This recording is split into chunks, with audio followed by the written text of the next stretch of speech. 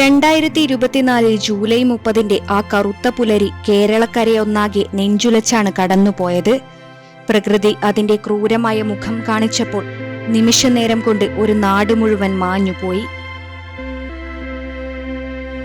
മുണ്ടക്കൈയും ചൂരൽമലയും ഇന്നലകൾ വരെ സന്തോഷവും സമാധാനവും പൂത്തുലഞ്ഞു നിന്ന മനോഹരമായ ഗ്രാമങ്ങളായിരുന്നു.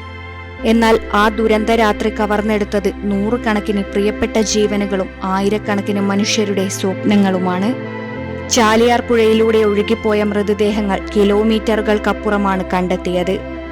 ആരൊക്കെ എവിടെയൊക്കെ കുടുങ്ങിക്കിടക്കുന്നുവെന്ന് മനസ്സിലാക്കാൻ പോലും കഴിയാത്ത സ്ഥിതിയായിരുന്നു. മേപ്പാടി ആശുപത്രിയിലെ മോർച്ചറിക്ക് മുന്നിൽ പ്രിയപ്പെട്ടവരെ തിരഞ്ഞെത്തിയ ബന്ധുക്കളുടെ കാഴ്ച അതിഭീകരമായിരുന്നു. പ്രതീക്ഷയും കണക്കുകൂട്ടലുകളുമായി ഉറങ്ങാൻ കിടന്നവരിൽ പലരും പിന്നീട് ഉണർന്നിരുന്നില്ല. ഭീതിയുടെയും കണ്ണീരിന്റെയും മരവിപ്പുകൾ ബാക്കിവെച്ച മഹാദുരന്തത്തിന്റെ നടുക്കുന്ന ഓർമ്മകളിലാണ് ഒരു നാടും ജനതയും ജീവിക്കുന്നത്. 2 വർഷം പോയി കഴിഞ്ഞപ്പോൾ മുണ്ടക്കൈയിലെയും ചൂരൽമലയിലെയും ജനതയ്ക്ക് ഇത് അതിജീവനത്തിന്റെ കാലമാണ്. സ്വന്തമെന്ന് പറയാൻ കുറച്ചുപേർക്കെങ്കിലും വീടുകൾ കിട്ടി, കുറച്ചുപേർക്ക് പ്രിയപ്പെട്ടവരെ കിട്ടി. 2 ആണ്ടുകൾക്കിപ്പുറവും ആ ഓർമ്മകൾ നൽകുന്ന വേദനയ്ക്ക് ശമനമില്ല.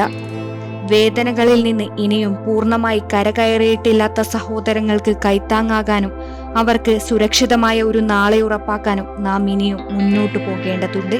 പ്രകൃതിയെ അറിഞ്ഞു ജീവിക്കാനും തകർന്നുപോയ ജീവിതങ്ങളെ ചേർത്തു പിടിക്കാനും ഈ ദിനം നമ്മെ വീണ്ടും ഓർമ്മിപ്പിക്കുന്നു.